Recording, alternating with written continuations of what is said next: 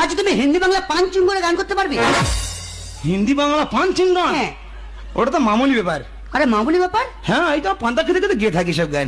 ঠিক আছে, তাহলে শুরু করো। হিন্দি বাংলা পাঞ্চিং? হ্যাঁ। মানে হিন্দি কথা থাকবে, বাংলা কথা থাকবে। হ্যাঁ। কোনো ব্যাপার না, গানটা শুধু গাই, দেখুন না কি হবে। দিল কা মেরে টুট গই রে